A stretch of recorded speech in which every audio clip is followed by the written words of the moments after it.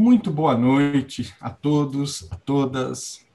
É mais um encontro, né? Sejam todos bem-vindos para esse encontro online que a Viva e Eduque, da Associação Vive e Deixe Viver, está promovendo. Nossa intenção é que seja um papo bom, apesar do tema ser bastante preocupante.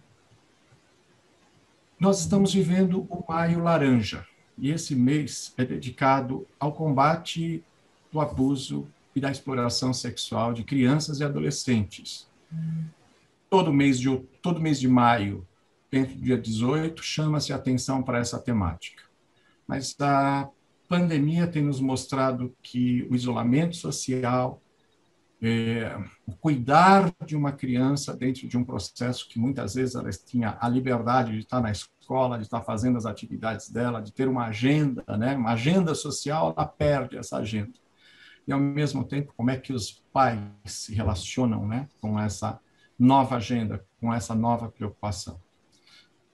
A Viva abre espaço para discussão de muitas coisas. Nós também estamos com muita delicadeza abrindo um espaço que acontece todos os dias, de segunda a sexta-feira, das 10 ao meio-dia e das 15 às 17, onde nós levamos plantões com os nossos contadores de história. E a plateia é você. Entre lá, entre no site, descubra como participar dessa atividade. Pode ser uma válvula de escape para você, seu filho, sua família, se reunir ao entorno, né, da contação de histórias. A gente também, né, as crianças estão debruçadas nos seus tablets, no seu celular, e às vezes os pais acham que dar um celular vai deixar a criança mais feliz. Então vá para o Biblioteca Viva, é um portal repleto de materiais culturais, educacionais, que serve para toda a família, para professores, né?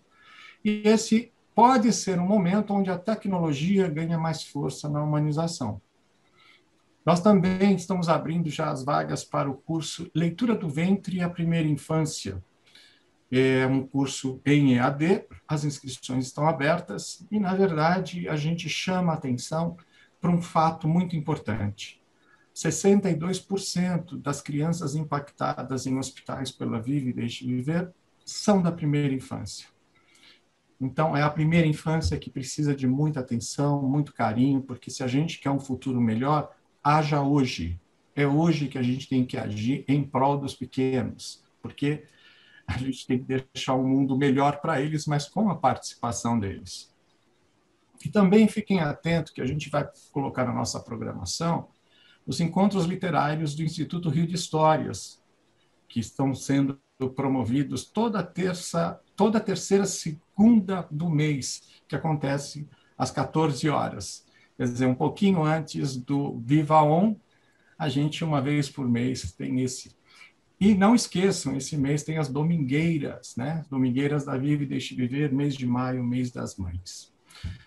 Para você que está na sala e para você que está nos assistindo pelo Facebook da Vive e Deixe Viver, mande suas perguntas pelo chat. A gente vai estar aqui atento e, ao findar a apresentação das nossas convidadas, a gente vai trocar, fazer uma roda conversa.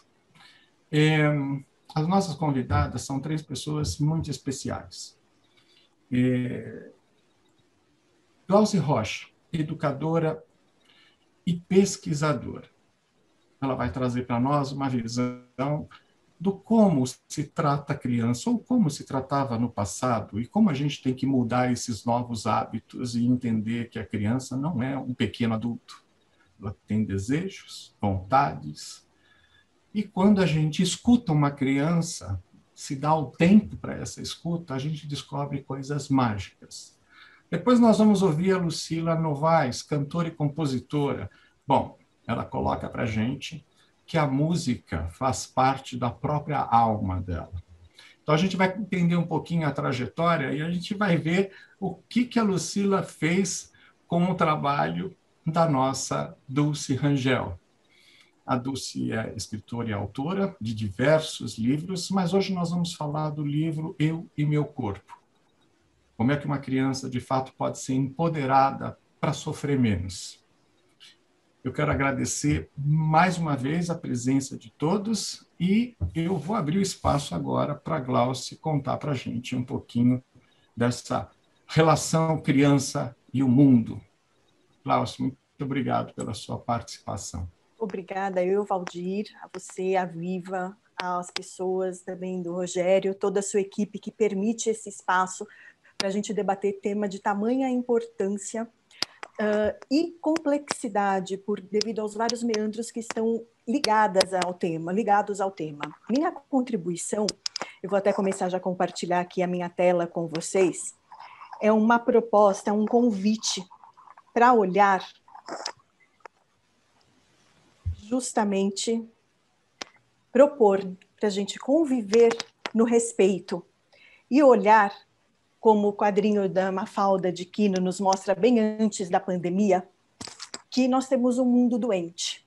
Um doente não pelo coronavírus somente, é um mundo que está doente como no atual cenário de pandemia, que escancara as crises sociais, políticas, econômicas, trazendo à tona as bases patriarcais de nossa sociedade. São justamente essas bases que desagregam as nossas relações mais humanas. Tanto é que isso a gente tem indício disso com o aumento da violência, sobretudo dentro dos lares, por ter essas relações e essas conexões enfraquecidas por esse patriarcado, um lugar que teoricamente era para ser seguro, onde haveria uma convivência no respeito e na confiança, torna-se palco de dramas. Então, essa é uma oportunidade, pandemia e Maio Laranja, com essa live que a gente concretiza, é uma oportunidade de tomada de consciência, e esse é o meu convite aqui para todos que estão nos ouvindo, independentemente da posição social ou da função social que desempenha, porque antes de qualquer coisa nós somos seres humanos, e é para este ser humano, em cada um de nós, muitas vezes esquecido, que eu dedico a live de hoje, trazer uma reflexão crítica, entendendo crítico não como falando mal, para entender as bases culturais desse patriarcado que a gente aprende e reproduz muitas vezes sem perceber, para que a gente chegue num estágio de transformação. Aqui a transformação, primeiro do nosso olhar, para estabelecermos uma relação de conexão e cuidado. Por isso, como eu disse, meu objetivo aqui é um passo atrás, ao lado, é um passo de conscientização do humano, sobretudo também o que cuida dessa criança, para a gente tentar interromper e romper essa reprodução dessa violência simbólica do patriarcado. Como? Restabelecendo as nossas conexões, a nossa interconexão, que é um respeito por nós e pelos outros. Aqui, com a imagem deste grão de arroz, no indivíduo, na dimensão individual, a gente também afeta o social. E aqui a minha esperança é justamente esse poder de dentro, e exponencial. A gente começa com um grão de arroz e depois a gente tem a multiplicação dessa tomada de consciência para o nosso ambiente muito maior, para atingir muito mais pessoas. O lugar da minha fala é um olhar de prevenção.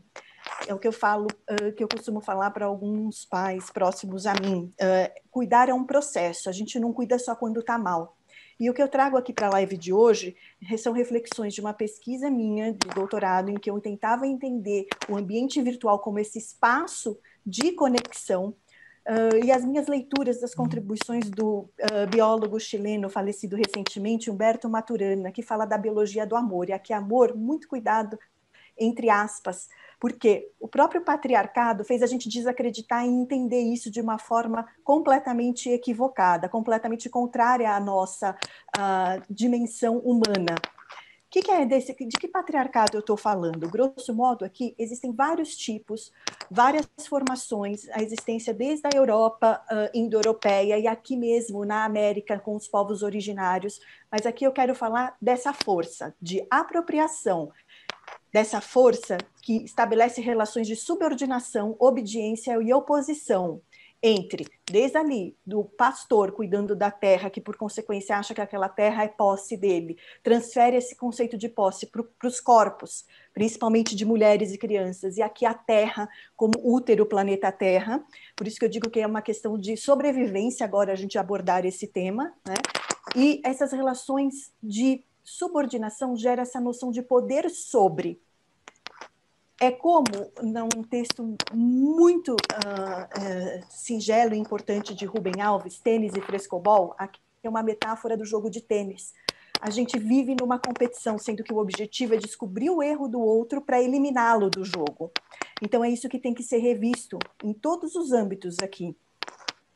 Como eu disse, esse patriarcado ele tem várias facetas. Matriarcado é a outra face da mesma moeda, que é desse poder sobre. A gente precisa suspender esse poder sobre e tentar entender, por exemplo, que o que a gente hoje chama de humano, a gente herda, por isso que eu digo que é um aprendizado cultural, vem lá de uma democracia grega, em que criança nem é cidadão, mais um conceito eurocêntrico de homem branco que a gente herdou da Europa entre os séculos 17 e 19, em que reinava o racionalismo e o capitalismo. Somos ainda entendidos como seres racionais e entidades econômicas.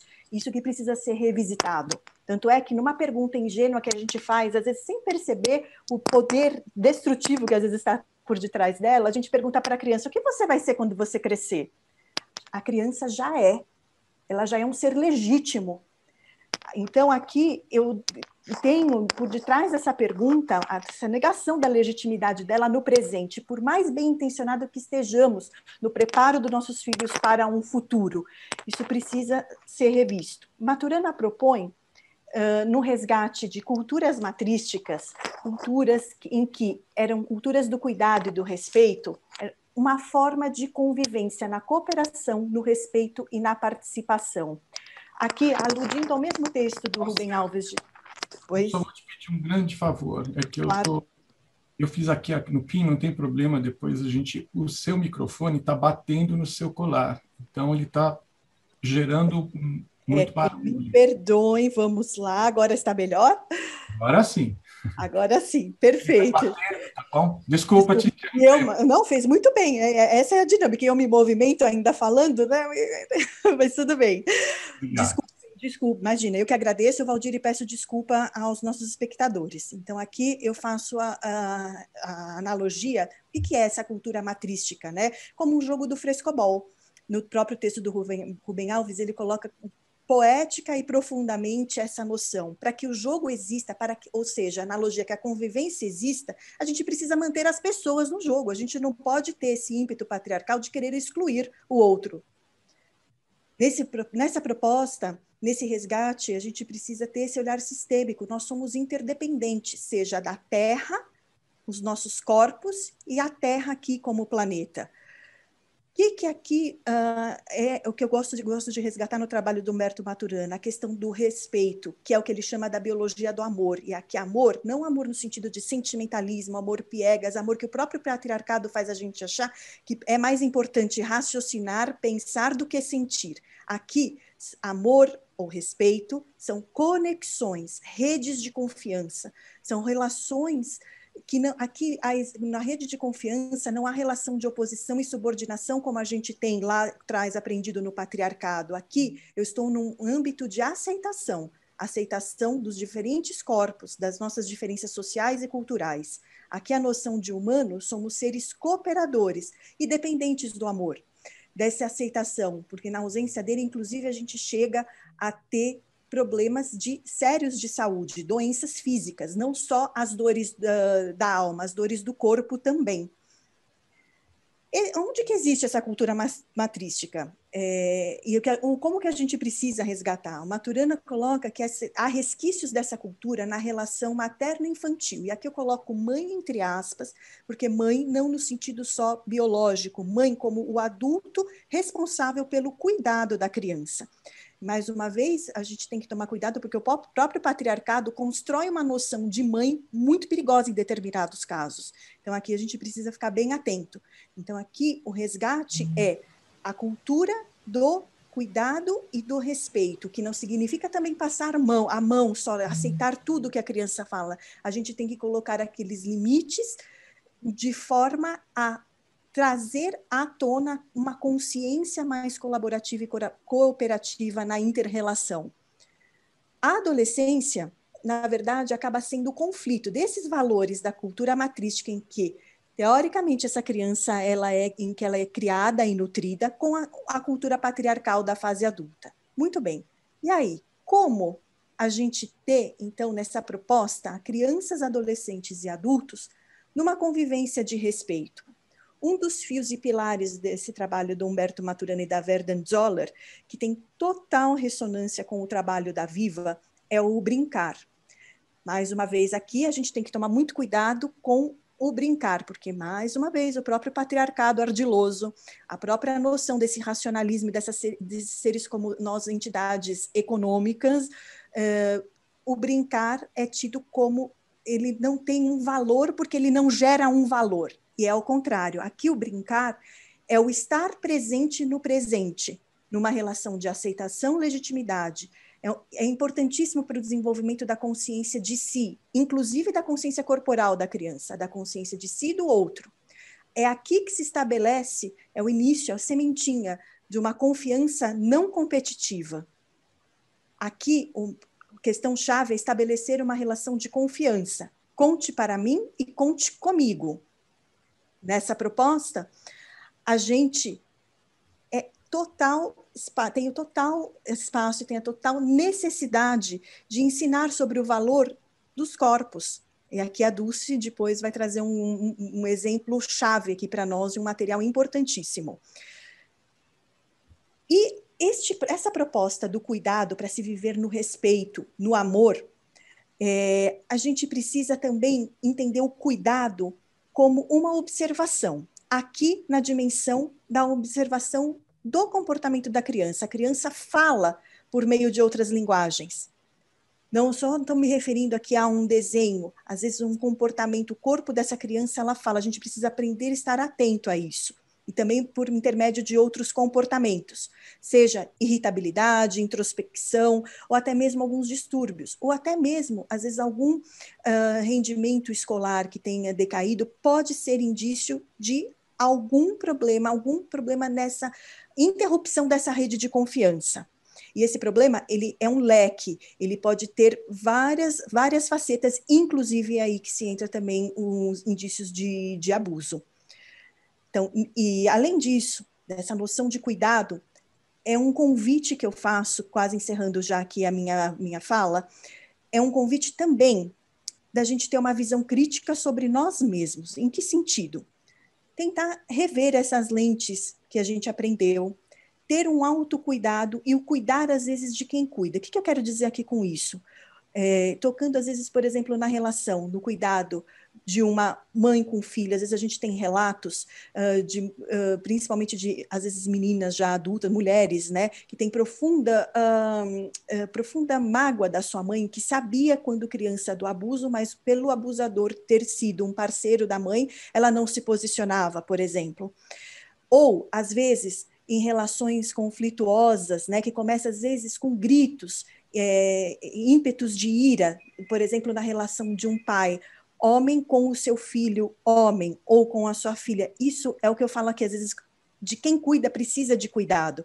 Por isso que, numa visão sistêmica, a rede de adultos, sejam esses adultos, principalmente, se o problema está com no responsável pelo quem cuida, o adulto mais próximo também pode ter um papel-chave no auxílio, no autocuidado, de cuidar desse de quem cuida, de até mesmo, e por que não, precisar de um direcionamento psicológico, às vezes psiquiátrico, médico, muito mais profundo, né? Por exemplo, o que faz aquela mãe saber que o seu parceiro abusa da sua filha não se manifestar? Há uma série de coisas. E aqui, gente, não tem receita de bolo, infelizmente, porque a gente já precisa analisar as N variantes que estão dentro dessa situação, né? Às vezes, o que faz um pai ter um ato de ira com o filho?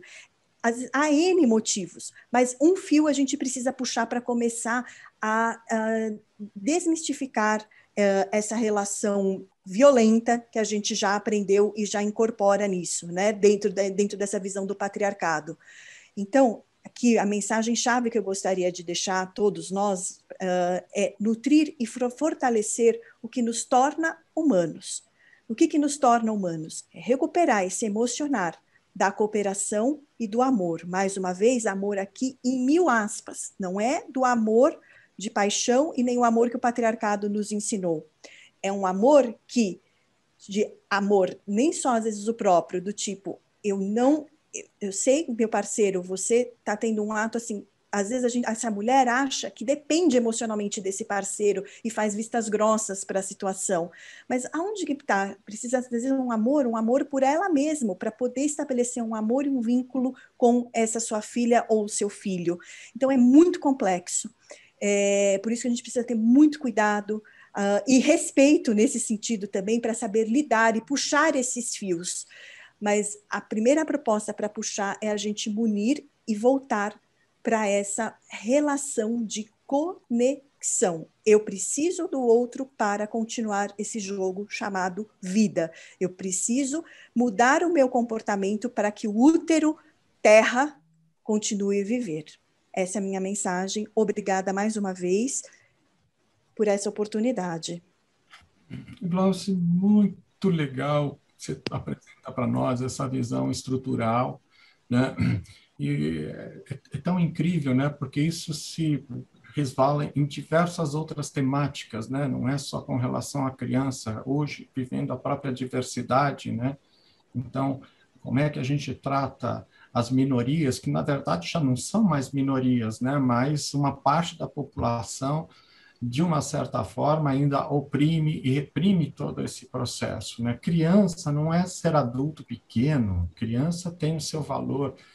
E mais do que nunca, acho que pela nossa vivência, os contadores de história, a gente percebe claramente quando a criança hospitalizada precisa se expressar, né? Então, por isso que a gente precisa dar essa escuta qualificada. Esse final de semana eu fiz um workshop sobre vivendo valores na educação e no trabalho, e o quanto é importante, né, quando a gente fala do amor, né? O amor tem que agir, o amor, né? Falar de amor é muito lindo, mas agir... Exato. O próprio Maturana fala, quando a gente começa a falar o que é o amor, esquece porque já não é amor. O amor ocorre no viver, na ação, né? Exatamente, exatamente. Acho que pode falar. E o que você disse, Valdir, né, que essa introdução que eu fiz para a gente entender essa genealogia dessa violência, de fato aplica-se a tudo hoje na nossa sociedade. Mas, pegando o teu exemplo das minorias, primeiro, é minoria, quem que denominou como minoria? É minoria ou minorizado? Então, esse é o efeito de oposição que o patriarcado nos faz, e a gente às vezes aprende e reproduz não digo por ingenuidade, por não perceber os mecanismos ardilosos de exclusão que tem por detrás. Então, por isso que é um convite para uma revisitação, uma revisão das nossas bases de verdades, né? É isso. Eu acho que mais do que nunca. E acho que o amor recheado de respeito, a gente está cumprindo um papel extraordinário. E em respeito, a todo respeito que a Dulce Rangel, né, nos acolheu e nós a acolhemos, né? Acho que nosso encontro, né, dentro de um âmbito tão fragilizado foi tão valoroso, né, que há anos a gente discute muito isso. E a Dulce tem sido uma colaboradora extraordinária, né, com a sua forma de escrever, e, na verdade, ela não só escreve, porque ela vai a fundo na pesquisa, ela escarafuncha todos os lados, os meios, até para poder ter aquele maior cuidado na própria recepção do texto e da palavra que ela está colocando. Dulce, você sabe que eu te amo, e amo você, sua família, todos, né, que de uma certa forma... É mútuo. E eu quero Uma abrir... longa história. Agora é para você trazer um pouquinho dessa sua participação nesses anos como um todo, né, nos apoiando e acreditando na causa da humanização da saúde. Então, agora eu vou começar só de 2007, porque a gente se conheceu em 2003, né? Mas hoje vai ser assim, o dia que você me ligou, o Aldir me ligou, pessoal, e falou assim, Dulce, eu estou com 2 bonecos de pano aqui comigo, eles têm, a gente abre assim, o corpinho deles tem todos os órgãos, e eu gostaria que você viesse aqui para a gente fazer, nós tivemos 2 reuniões, e eu queria que você conhecesse esses bonecos e criasse alguma coisa com eles. Nossa, eu voei para São Paulo, porque eu adoro um desafio, o Valdir sabe disso, todo mundo da Viva acho que já sabe desse meu discurso, que eu adoro um desafio, e o Valdir me premia com cada desafio assim maravilhoso. E eu trouxe esses bonecos para cá, a gente fez a reunião, ele me apresentou os bonecos, falou, Dulce, eu gostaria que você criasse alguma coisa com eles. E eu trouxe, na hora que eu coloquei, aliás, foi na mesa que está aqui atrás de mim, acho que não dá para ver, uma mesa grande, na hora que eu coloquei os dois bonecos assim, e eu acho que o Valdir nem sabe disso, que ele tinha me apresentado, mas quando chegou aqui e eu peguei os bonecos e comecei o ato de tirar a roupinha, olha lá os bonecos, gente, é uma coisa, muito legal. Eles têm todos os órgãos internos, eles são bonecos que têm todas as partes do corpo. E na hora que eu coloquei assim na mesa e que eu fui tirar a roupinha, na hora eu me emocionei, porque eu vi duas crianças em situação de indefesas, digamos assim. Na hora que eu coloquei, na hora me veio a questão do abuso. Só que em 2007, eu não sei, a minha parte não...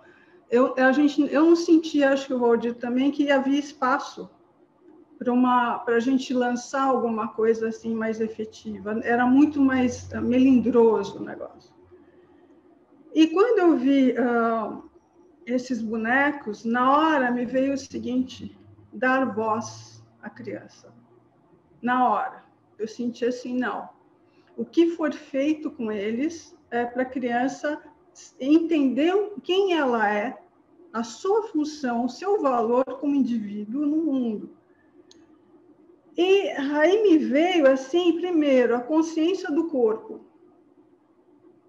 A consciência dela, dessa máquina fabulosa que nós temos, e que passa tão batida na escola, a maneira de educar, de ensinar, eu acho, gente, olha, eu tenho preguiça. Porque existem outros caminhos para a criança ter acesso a conhecimento, mas um caminho mais apaixonante, caramba. O corpo é uma máquina fabulosa, perfeita. E me veio assim, bom, primeiro eu conhecer o corpo, para depois que ela tiver esse conhecimento, ela entender quem ela é e o valor de si mesma para a gente chegar na questão do abuso.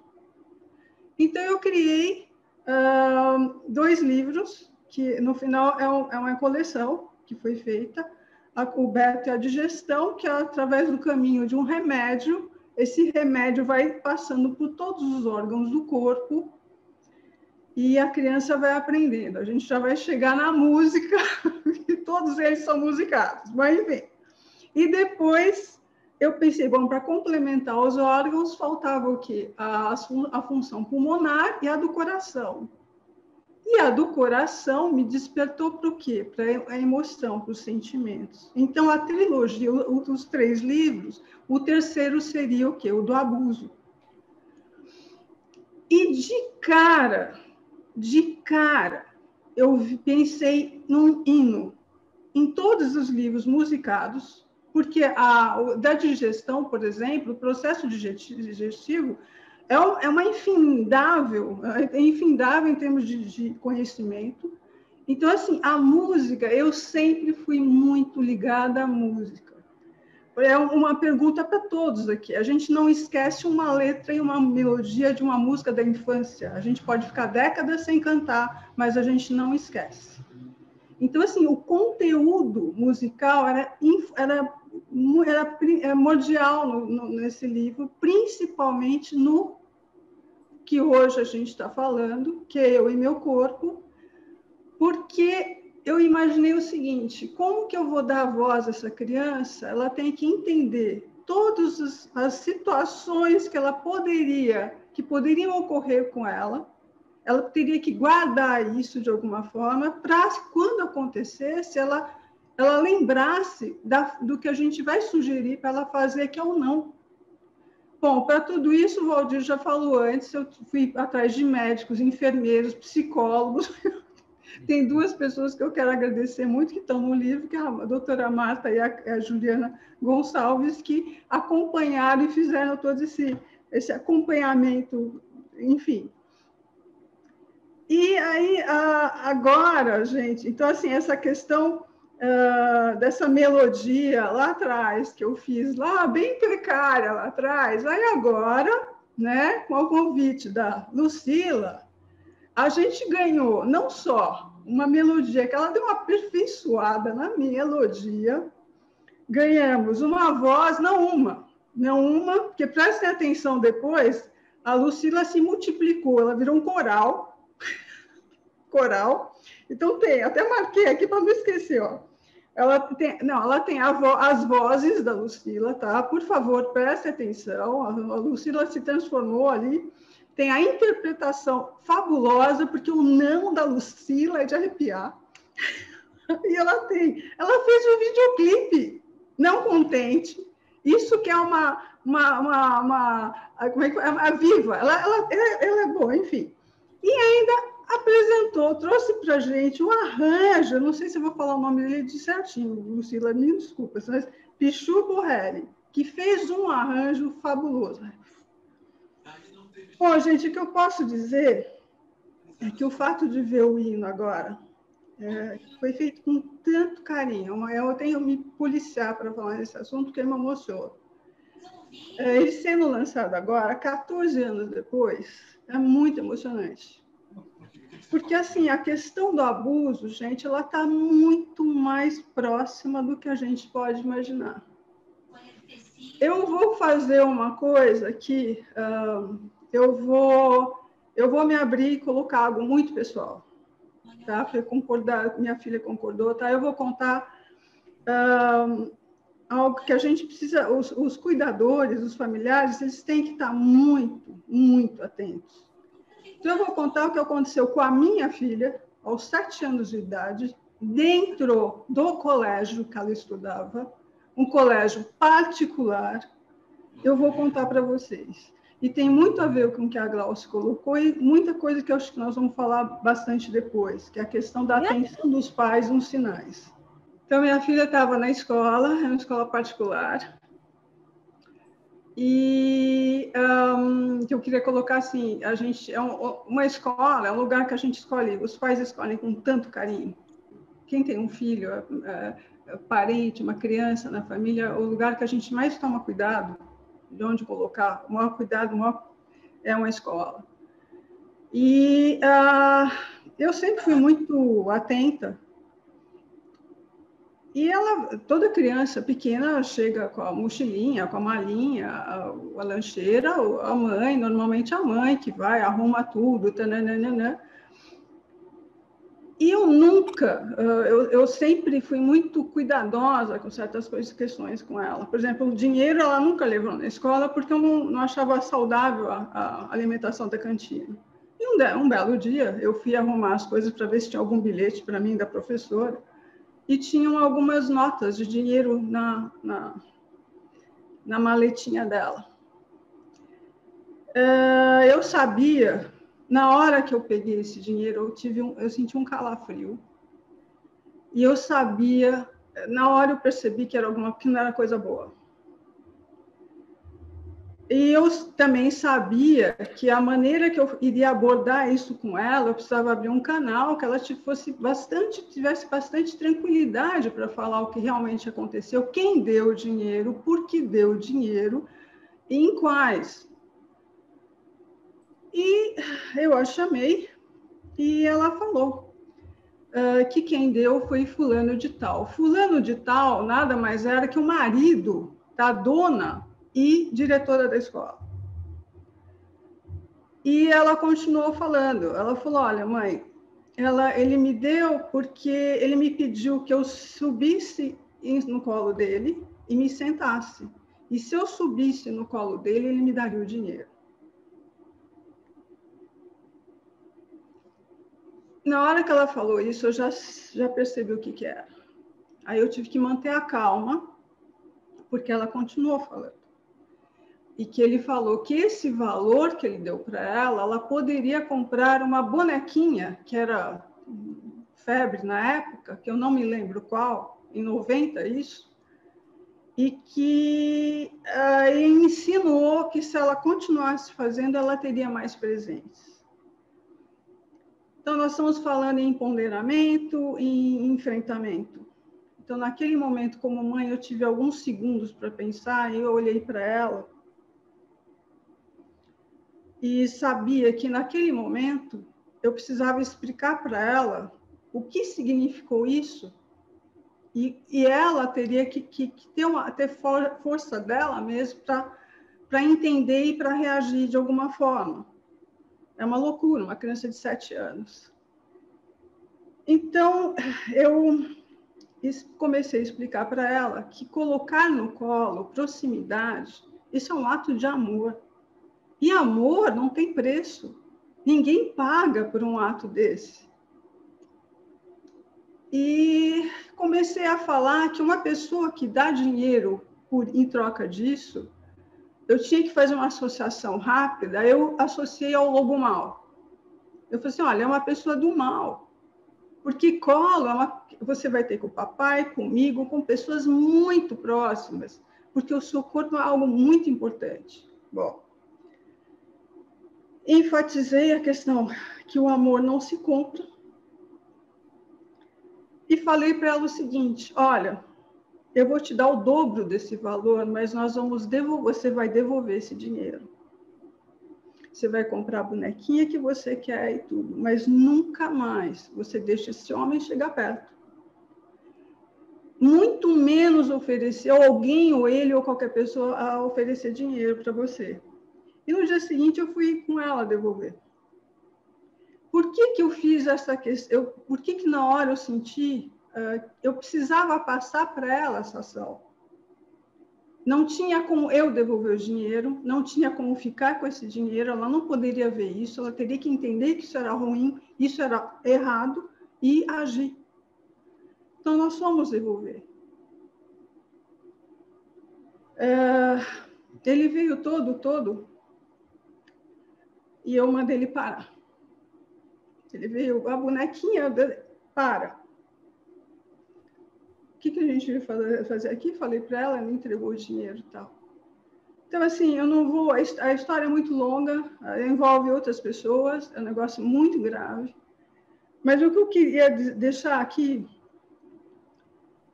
é que pessoas mal intencionadas estão por toda parte. Agora, cabe aos pais terem percepção, sensibilidade, observação, observar um sinal de uma criança, deixar um caminho aberto para ela. Porque as crianças são muito claras, gente. Elas não têm esse mistério todo, não. Mas basta olhar. A gente percebe uma mudança de temperamento, uma mudança... Enfim. Então, assim, olha, eu espero de todo o coração que esse livro e esse hino consiga dar voz a alguma criança. Porque ele foi feito com muito carinho. E carinho é o que elas mais precisam. É isso. Dulce, olha, quando a gente vê o resultado do trabalho, de fato, né? Só quem viveu por esse processo é que consegue, de fato, traduzir ali com toda a propriedade, né? Eu acho que é muito difícil quando a gente tentar vestir o sapato do outro, ser empático, se a gente, de fato, não vivencia, né, esse processo. E mais do que nunca, né? Muito obrigado pela coragem, né? Porque amanhã é o dia que a gente comemora e muitas vezes a gente percebe que os pais estão delegando, né, parte disso para as babás eletrônicas, para o outro. O desembargador Malheiros colocava com tanta propriedade, né, como é que a gente pode dar um grau de confiança quando a gente vai para as classes menos favorecidas e muitas vezes num barraco moram 17, 18, 15, e na hora do soninho é um colado no outro, né? Então, como é que de fato, né, a gente pode dizer que esse corpo é meu se o ambiente não é propício para isso? E mais do que nunca, viver o que nós estamos vivendo hoje, né? A mídia puxa aí um fio e bota para nós situações tão traumáticas, tão horrorosas, tão distante, né, do que é o amor. Como é que um adulto pode espancar uma criança até a morte, né? É, é uma covardia tão absurda, tão sem sentido, né? Que acho que, de fato, nós, contadores de história, eu já vivi na pele, o Rogério já viveu na pele, né? Todos nós aqui, de uma certa forma, na hora que você está conversando com a criança, ou quando ela está se abrindo, né, para um diálogo, muitas vezes ela está emitindo sinais ali que a gente percebe o quanto ela está sofrendo com aquilo tudo. E o quanto lúdico, né, esse espaço do brincar, e o brincar no nosso país ainda é pejorativo, né, porque está brincando não está fazendo nada, e na verdade está fazendo tudo, né, está tendo a. Então, acho que bons, de fato, somos nós que estamos aqui, estamos preocupados com toda essa. Nós vamos voltar daqui a pouco a responder algumas perguntas, mas é muito importante, né, a gente agradecer aí a Dulce por esse depoimento, né, que é muito importante. Agora, O Disse, permite 2 minutinhos. pois não. Aqui em Niterói, nós atuamos num hospital que ele é na entrada de uma comunidade muito difícil, e a grande maioria das internações é por violência sexual nas crianças, né? Então, a gente que atua lá, é muito difícil entrar nas enfermarias, e a gente sabe o motivo, né, que elas estão lá. Nós já pegamos uma criança de 9 anos tendo filho. Então, é uma situação que eu acho que realmente a gente precisa falar muito, muito. Isso que o Valdir falou. Dentro das comunidades, é 1/4 para 8, para 9. Então, é uma situação terrível, né, que essas crianças e adolescentes acabam tendo que enfrentar. É muito sofrimento tão desnecessário, né? Tão absurdo. Enfim, agora, quando a Dulce traz toda essa preocupação e essa pesquisa e vai atrás, né, e desenvolve os textos que para nós são primorosos, né? Daqui a pouquinho a gente está lançando aí a coleção Eu, a Célula, que ganhou vida pela atriz Alexandra Richter, né? Então nós vamos ver também todo esse movimento. E nesse caso, né, nesse livro, a Lucila Novaes entra trazendo para nós, né, todo o encantamento da música, todo o encantamento, né? Nós fizemos uma live antes dessa, nós fizemos uma reunião remota antes dessa, e nós saímos abobalhados do encontro. Lucila, com você, minha querida. Conta um pouquinho da sua história também. Primeiro, muito obrigada pelo convite, por poder estar aqui. Eu, além de compositora, cantora, eu também sou mãe de 3 e também sou professora de musicalização de crianças de 0 a 7 anos. Já participei de vários programas na periferia de São Paulo, já dei aula de música em vários lugares, onde a gente conviveu com situações como essa que a Regina acabou de citar, de Niterói, né? E muitos casos que a gente presenciou e que a gente que trabalha com música, com arte, com história, com tudo isso, eu brinco que eu não conto história, eu canto história. E agora arrumei uma escritora para me dar fonte ainda, né? Agora tô feliz da vida. E a gente que trabalha com criança, com arte, a primeira coisa, o nosso primeiro elo é o olhar. A gente olha para a criança, a gente olha no olho, porque hoje em dia as pessoas não olham mais no olho. As pessoas olham para a tela, as pessoas sempre estão muito ocupadas, Eu digo por mim também, muitas vezes eu puxo a minha orelha, falo, epa, que isso? O que está acontecendo, né? Então, a gente precisa olhar mais no olho das pessoas, e em especial das crianças. Nós somos o espelho deles, né? Nós, professores, nós pais, nós mães, nós adultos, nós somos o que eles querem ser amanhã. E a gente trabalhando na periferia, esse trabalho que eu fiz na periferia foi uma coisa assim que foi muito difícil, porque com esse olhar a gente ganha o que a Glaucia falou muito bem. A gente ganha confiança, a gente ganha o respeito, né? A criança, ela não só quer ser você, ela confia em você, ela respeita você, e quem confia, quem respeita, vem trazer segredos. E não foi uma, não foi duas, não foram muitas vezes que as crianças vinham e me contavam o que estava acontecendo. Daí vinha a parte mais difícil. O que eu podia fazer? Eu levava o problema para a direção, você não pode fazer nada. É o conselho tutelar que tem que fazer, você não pode fazer nada. E eu já aquela coisa de maternidade, de professora, de mãezona, eu já queria levar aquela criança para minha casa e resolver esse assunto. Infelizmente, não é bem assim. A Glaucia falou tanta coisa sobre isso e, infelizmente, não é assim. Mas, eu, graças a Deus, trabalho do outro lado. Eu não consegui. Talvez eu tenha ajudado essas crianças de outra maneira. Assim como todas as atividades do Viva e Deixe Viver, a gente, com a arte, a gente suaviza. Com a arte, a gente encanta. Com a arte, seja contando ou cantando histórias, a gente ameniza e ensina muito mais do que a gente chegar e dar um sermão, você não pode fazer isso, você não pode fazer aquilo. A arte, ela fala muito mais. Então, um livro que todos vocês, não sei quem mais aqui, tem tantos contadores de histórias aqui, quem conta histórias está levando a arte, está contando de uma outra maneira, não está dando um sermão. Você não pode fazer isso, você não pode fazer aquilo, você tem que cuidar do seu corpo, você não pode fazer... Não, ele está colocando de outra maneira.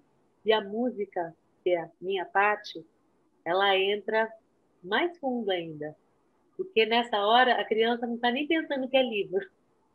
Ela entra, a música, ela tem esse poder, né? A música, como o Valdir disse no começo, a música encanta, né? Então a música faz o caminho do contador de história, ela faz o caminho do cantador, tem a coisa do olhar, e é isso que a gente espera, né? Eu acho que eu, como cantora, como compositora, o que eu espero é que, através da história da Dulce, da minha música e da força de todos nós, a gente consiga colocar na cabecinha de cada criança, sem sermão, que elas têm que cuidar, que elas têm que falar não, sempre.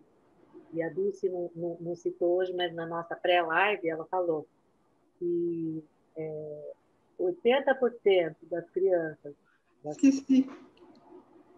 80% dos casos, quando as crianças falam não, às vezes, esses 80%... Não, e vou contar.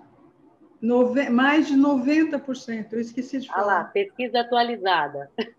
Não, ela se falar não, se a criança falar não, ou vou contar, foi baseado nisso que eu fiz a música e o livro. E obrigada, Lucília, esqueci. É muita coisa. É muita coisa. E desse nosso encontro com a Dulce, que eu conheço, nossa, Dulce, a gente vai entregar a idade hoje, há uns 30 anos. Você pode falar, você tem que falar que você é a avó com essa carinha, ela é a avó, gente. Eu que vou entregá-la. Com esse, a gente se uniu, ela chegou com essas 3 histórias, eu agarrei, porque eu acredito na arte, eu acredito na história, acredito na música, e eu acho que eu queria mostrar para vocês esse trabalho que nós fizemos, que o Pichu Borrelli, assim como você falou o nome certinho, viu? Pichu Borrelli abraçou a nossa causa também, é uma pessoa também que também não se conforma com o que acontece no nosso país, com as crianças, e eu acho que mostrando a gente fala mais, tá bom? Eu vou mostrar para vocês daqui, então com vocês, meu corpo, eu e meu corpo. Está tudo certo. Pode colocar, Valdir? Pode colocar. Então, vamos lá.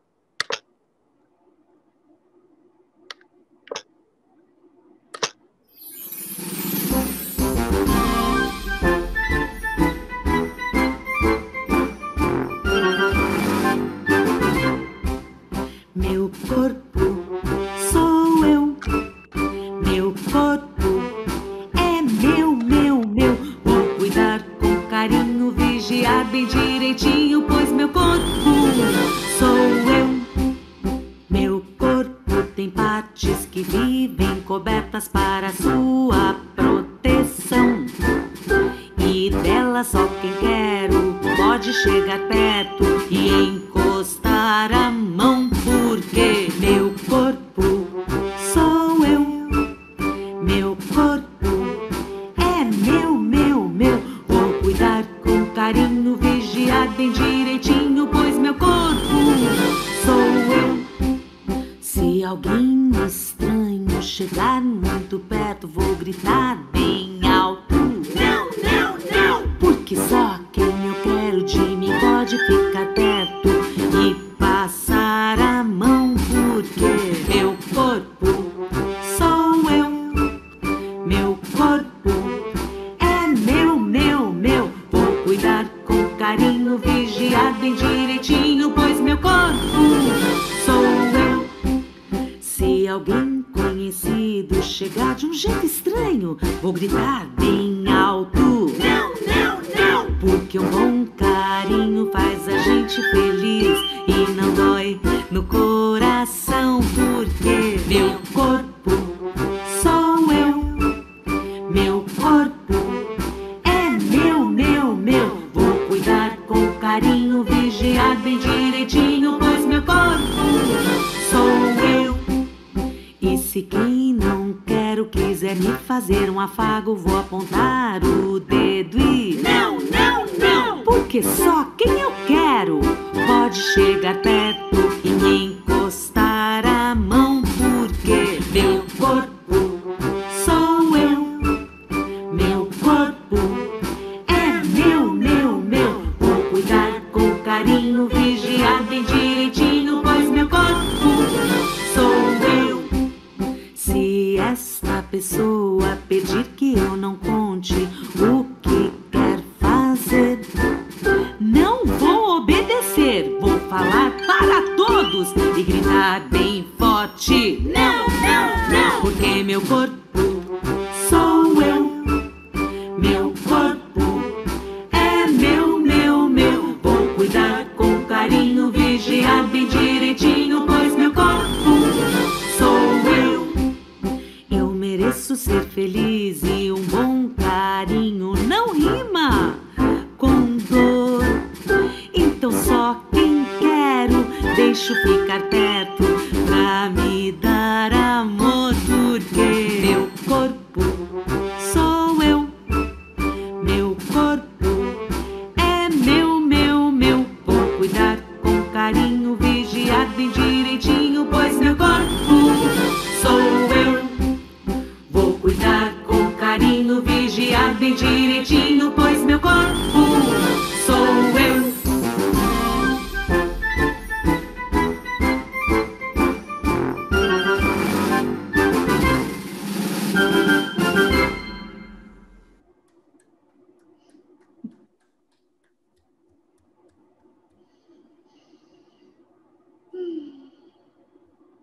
Bravo!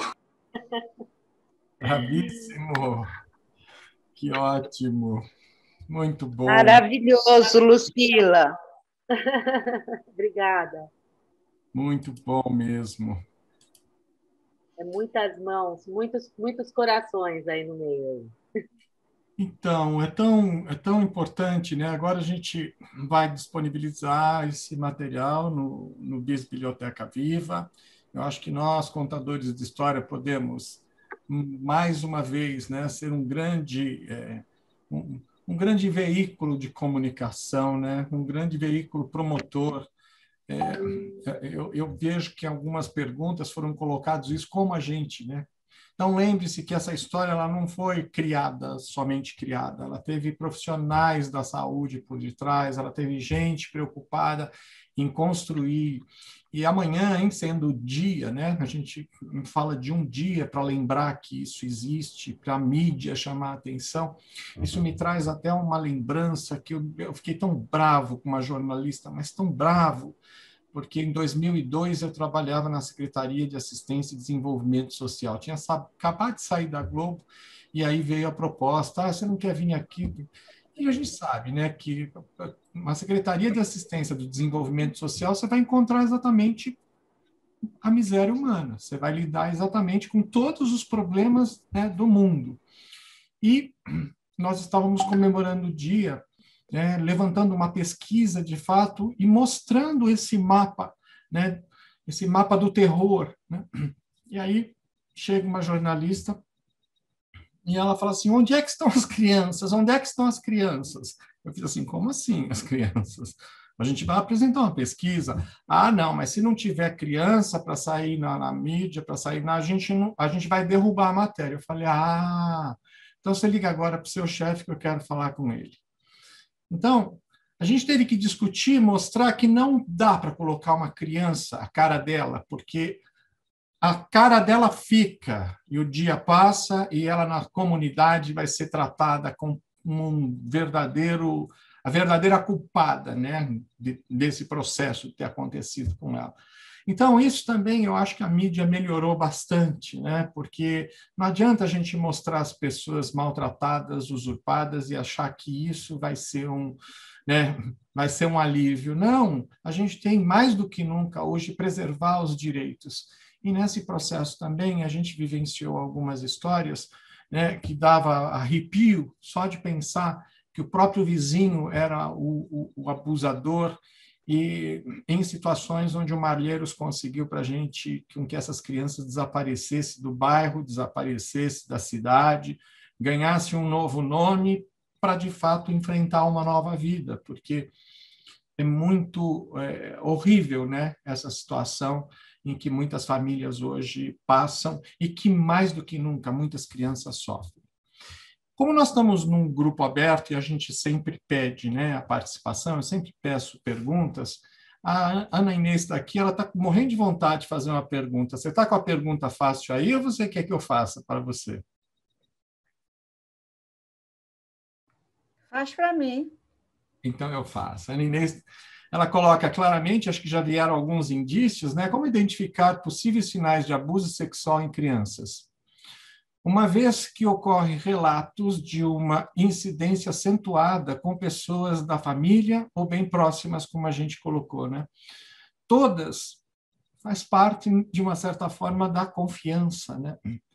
E Gláucia, Lucile, mesmo a Dulce, né?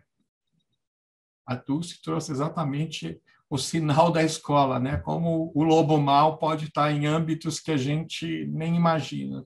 Mas, enfim, qualquer uma das três quiser colocar seu pensamento, acho importante.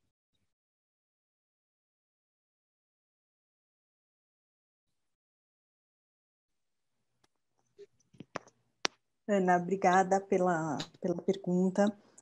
Realmente é desafiador, porque, como eu disse, dada a complexidade, de tamanha sutileza, e às vezes a gente percebe quando já está em vias de fato, com a marca no corpo, seja essa marca desde um arranhão, um roxo, ou na sutileza do comportamento, que às vezes a gente acha que é uma birra, é uma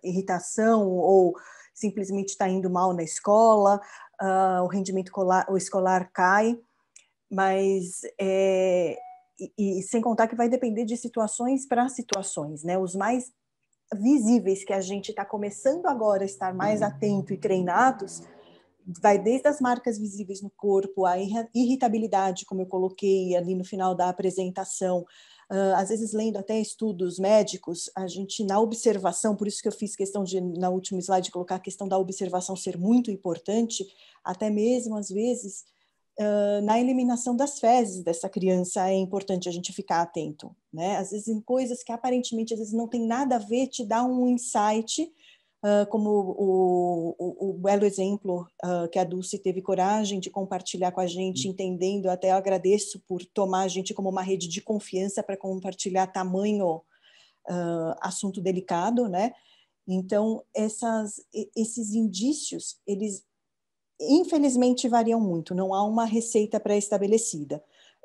O Ministério da Mulher, dos Direitos Humanos e da Família e o governo de São Paulo, eles até prepararam guias elencando mesmo, às vezes, atitudes, posturas, para dar um norte para todos nós, mais para famílias e professores, né?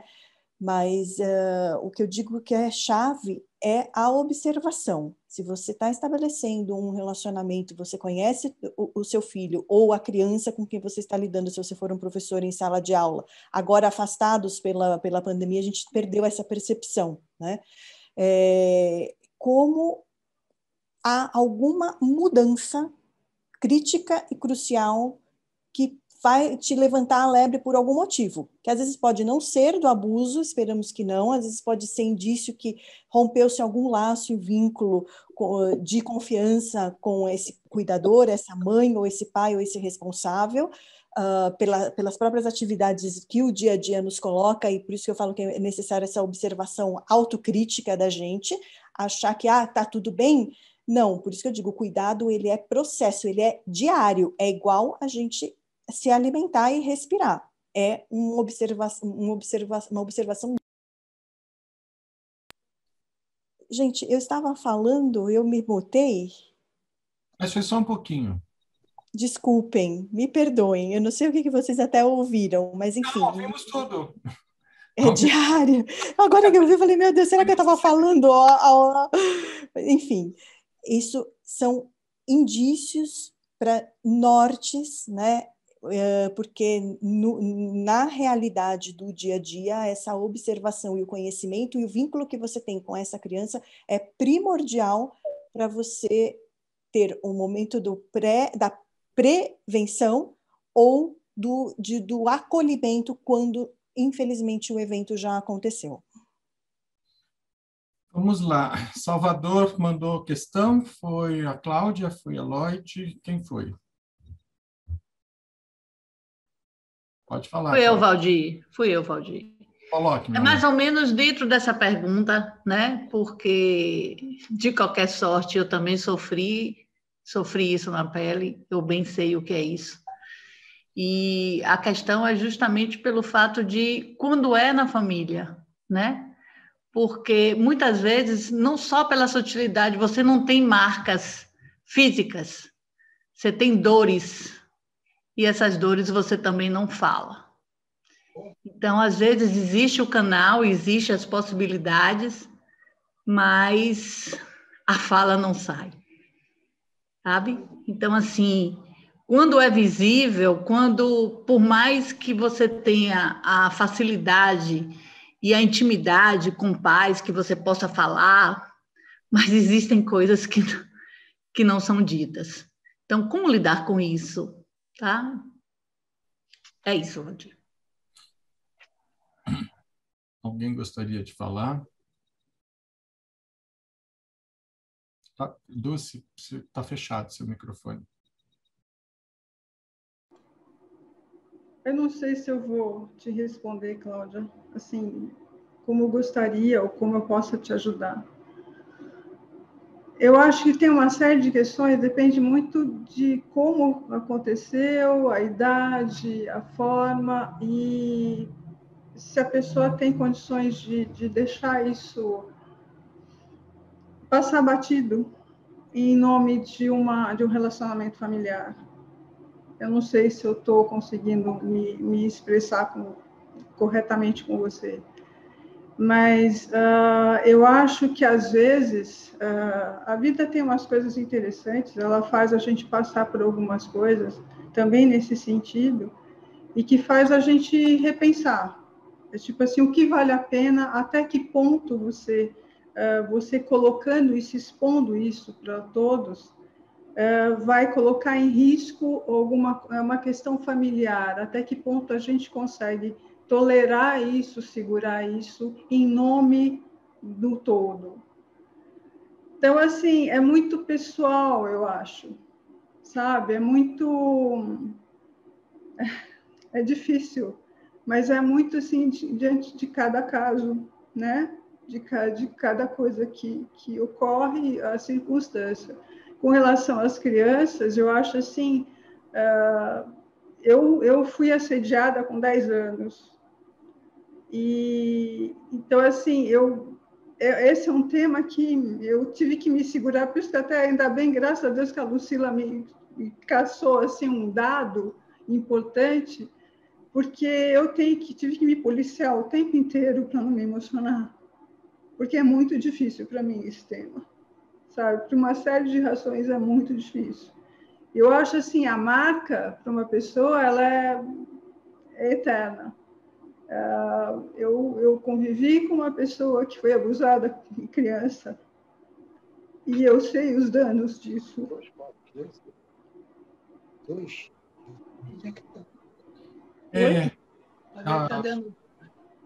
É muito difícil tudo isso com a questão que a Cláudia falou, né? Essa coisa da gente não conseguir, tem coisas que não conseguem ser ditas, né? Todos esses exemplos que a Dulce usou, a Cláudia, são exemplos que a gente vê, que a gente sabe, mas é uma dor que não tem, por mais que, se a gente não prestar atenção em pequenos sinais, como a Glaucia falou, é uma coisa assim, mas para você prestar atenção nessas coisas, precisa daquilo que eu falei, precisa ter o olho no olho.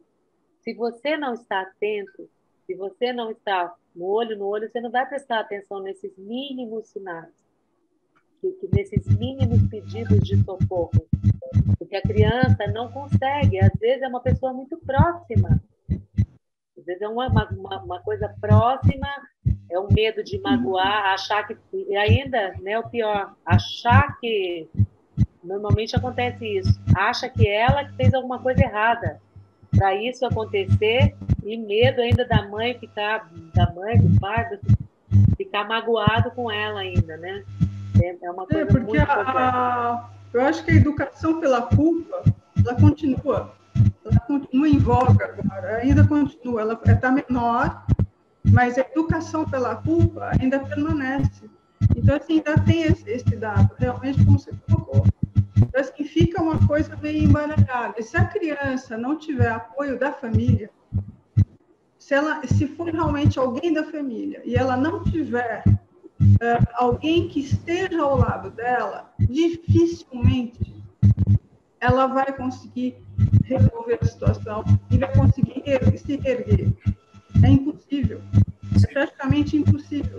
Porque aquela... Dulce, você quer fechar? Eu acho só isso. Eu acho que a questão de quando a criança não tem o apoio é muito mais complicado. E quando a maior parte dos casos são pessoas próximas, aquelas pessoas que a gente precisa confiar que a criança espera um apoio, um amor, é muito mais complicado. Então, cabe realmente ao entorno. Por isso que a Lucila sofreu tanto de ver a criança e não poder fazer nada. Quer dizer, a gente acaba sendo esse entorno que, de uma outra forma, a gente acaba passando alguma coisa boa para essa criança. Ela vê a esperança de que existem pessoas onde existe amor, que é o que ela está mais carente. É mais isso mesmo, Valdir. Eu não sei se ajudei a Cláudia. Cláudia, desculpa. Não, claro, aqui a gente não busca só respostas, sabe, porque a dor é sentida. E muitas vezes são registros que ficam para toda a vida e vão ficar para toda a vida. O acompanhamento, o amor, a forma e o momento que você vai falar é também o seu momento. E isso também exige respeito. Eu só quero agradecer até pela oportunidade de ouvir, porque quando a gente se dispõe a falar sobre esse assunto, as pessoas também se sentem mais envolvidas. É como se houvesse uma rede, e aí a gente acaba sentindo pela dor do outro a necessidade também de falar. Então, assim,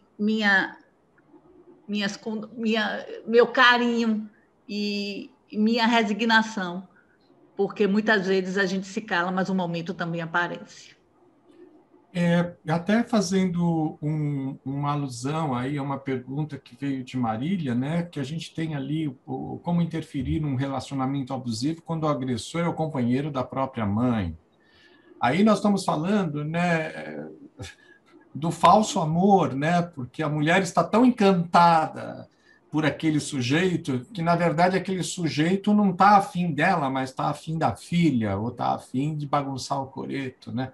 Por isso que, no fundo, é sempre a observação, né? Quando a gente iniciou nosso trabalho na psiquiatria do Hospital das Clínicas, a gente muitas vezes queria doar o amor, doar a leitura, e, né, naquela ânsia de querer atender a necessidade do outro, espera lá, primeiro observa, né? Primeiro observa que está lidando com transtornos mentais. Às vezes você não sabe de onde veio aquele transtorno.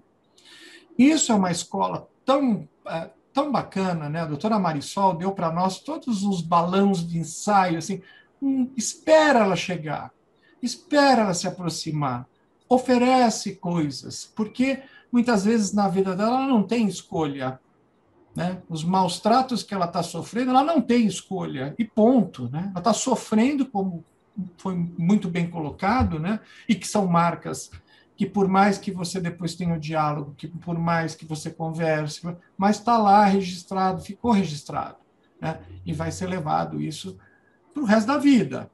Algumas levam para o resto da vida de uma forma mais suave, outras nem tanto, né? Então, de fato, é um processo pessoal. Regina, você mandou uma pergunta, você quer fazer?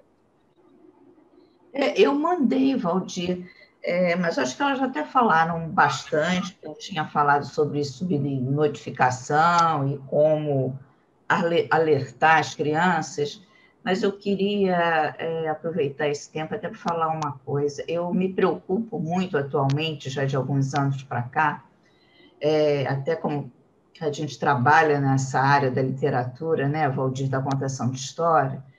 E na minha época, né, eu tenho 70 anos, então sou velhinha aqui, acho mais de todos vocês, a gente escutava histórias, os avós contavam, as mães contavam, a gente escutava Chapeuzinho Vermelho, Lobo Mau, e de uns tempos para cá, os politicamente corretos resolveram, em alguns lugares, proibirem determinadas histórias, mudarem as histórias. Né? Só que essas histórias, elas têm um fundamento, todas elas tinham um fundamento.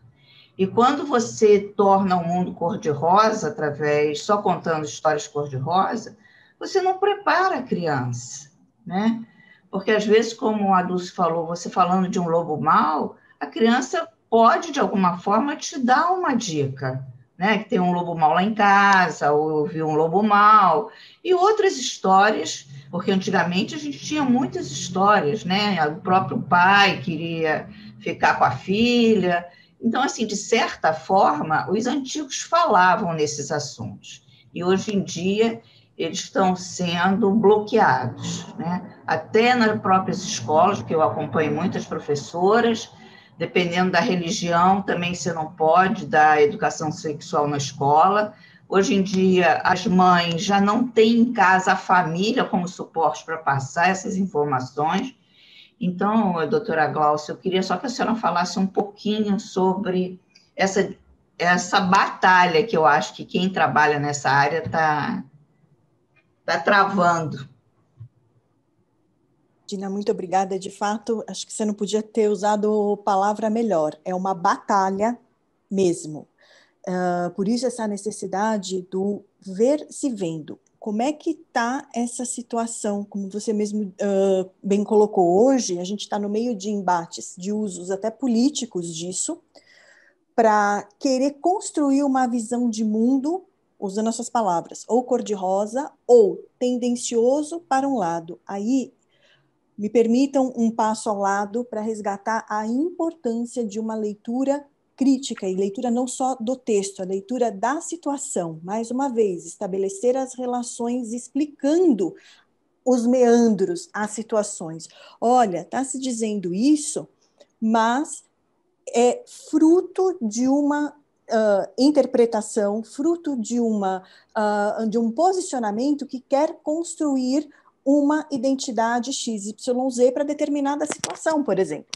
Não se sabe hoje, até mesmo por essa cultura patriarcal que estigmatizou tanto o corpo, a gente não sabe lidar, está começando, graças a Deus, a uma maior abertura para a gente poder lidar de uma maneira não estigmatizada, não vitimizando, culpando, por exemplo, são assuntos delicados, são assuntos que a gente, antes de tratar, precisa tratar a verdade que cria, não sei se eu estou te ajudando, Regina, mas assim, a verdade que criou aquela interpretação a respeito, peraí, porque toda aquela interpretação ela é social e culturalmente criada com um determinado objetivo. Se o objetivo é ocultar determinadas verdades e procedimentos, a gente tem que abrir espaços de diálogo, não embate. Professores, como você mesmo disse, a gente infelizmente perdeu um pouco da rede de apoio dos familiares que, de certa forma, nos davam um apoio. Onde que a gente pode restabelecer essas redes? Imediatamente com amigos ou profissionais, seja da mesma área de atuação ou com outras disciplinas, por exemplo, para a gente poder reabrir esses espaços. Enquanto querem levar uma interpretação de manada para determinado lugar, é hora de pôr literalmente o dedo nisso, abrir e falar, olha, não é bem assim. Voltando para a questão, por exemplo, o tema sexualidade é extremamente patriarcalizado ainda. A gente às vezes tem problemas, não sabe lidar com isso. Retomar, por exemplo, a própria Maturana coloca isso, ensinar hoje, por exemplo, que a relação de ternura e sensualidade é uma relação no respeito, resgatar isso. Onde que a gente via isso, por exemplo? O que a gente tem como modelo, às vezes a relação de dentro de casa, uma relação de sexualidade, na sexualidade pela dominação. No exemplo, às vezes uma mãe com um companheiro que acha que precisa dele, mas ela às vezes percebe que está sendo dominada ou subjugada por aquilo. Então, aqui, restabelecimento da rede de apoio, fora do teu ambiente imediato, familiar, mas em adultos que você venha a confiar, sejam seus amigos ou determinados outros profissionais. E, para resumir, abrir espaços de diálogo e problematizar essas leituras que estão sendo criadas para que a gente use como novas lentes. Então, o ver se vendo é constante, problematizar as lentes culturais que a gente está consumindo e reproduzindo, e sempre perceber que aquilo tem uma identidade social e cultural, com determinados interesses, seja para manipular, usar a tua vulnerabilidade até mesmo para ganhar e lucrar em cima disso, mas eu acredito que o caminho ainda é pela rede e pelo diálogo, problematizando essas leituras críticas. Regina, espero ter podido... Obrigada, doutora Klaus. Foi ótimo. Olha, doutora Albertina Duarte sempre coloca que é uma fã das rodas de conversa. A gente precisa estimular, e a tecnologia nos dá essa possibilidade. Né? Baixada Santista traz uma pergunta disso. Nós estamos delegando o que a quem? De que forma a gente está levando isso, utilizando as redes, utilizando a internet para melhorar as relações humanas? É possível? Nós estamos descobrindo que é possível. A gente está numa grande roda aqui, né? E é essa sensação. E a própria política de humanização da saúde preconiza isso, né? É só nesses encontros que a gente pode discutir, trocar ideia. Quer dizer, hoje, pelo menos a gente está disponibilizando um material de qualidade literário, material de qualidade de música, para a gente começar a fazer essa discussão, trocar essas informações, né? Nós estamos com o nosso adiantado da hora aqui. Eu vou... Tem mais uma pergunta só, né? Que vem do Litoral Norte. Como podemos falar sobre... As de Marília, de uma certa forma, já foram respondidas, né? No próprio temática, mas tem uma que a gente olha, de fato, para a Mãe Terra, né?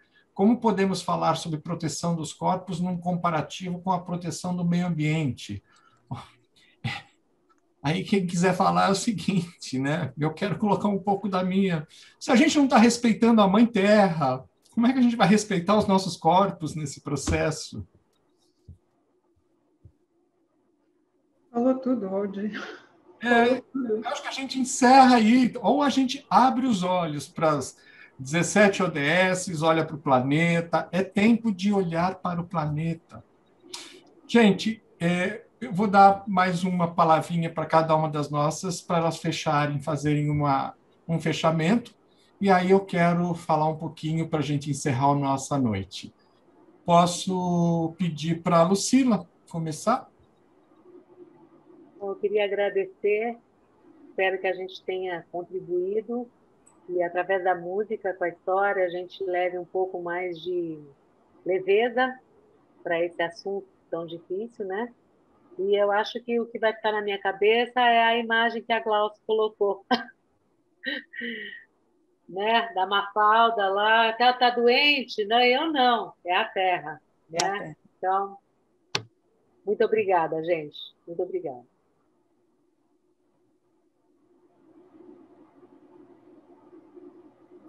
Glaucia, por favor.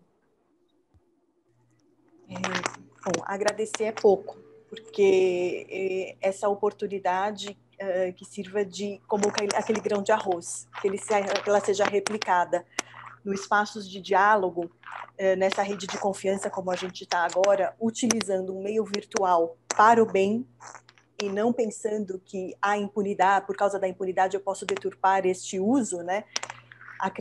Acreditar e que esse processo de dores do corpo e da alma, nós estamos tendo a grande chance de olhar para isso e poder curar e transformar essas dores de corpo e alma.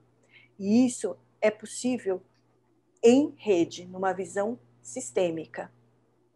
Aí a necessidade de termos confiança, restabelecer essas redes de confiança.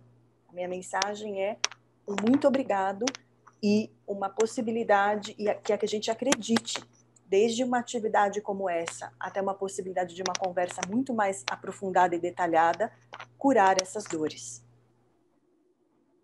Muito obrigado, Glaucia, pelo carinho, pela atenção. A gente te quer mais, hein? Todas vocês. Dulce, você fecha? Eu vou tentar fechar, Valdir. Me veio uma coisa na cabeça, eu espero conseguir passar isso que me veio na cabeça agora para vocês. Primeiro, lógico, o enfoque é dar voz. Isso foi o que me motivou a fazer o livro. Aliás, me motiva a fazer todos os livros. Na verdade, quem conhece meu trabalho sabe que meu foco é sempre dar voz. Me veio uma coisa agora, eu espero conseguir fechar com ela, passar a ideia. Me veio uma coisa que eu sempre visualizava quando eu saía na rua, que faz um ano que eu estou trancada, então eu não vejo mais, mas é muito real, e talvez vocês já tenham visto. A questão do corpo, por que os pais ficam bravos com uma criança quando ela não aceita um abraço de um desconhecido? Por que os pais ficam decepcionados com seu filho quando ele não quer receber um beijo de alguém que ele não gosta? Então, assim, eu queria deixar isso no ar, né? Por que a criança ela precisa permitir alguma coisa de proximidade com o desconhecido? Por que as pessoas não podem observar que aquele não dela é significativo de um monte de coisa?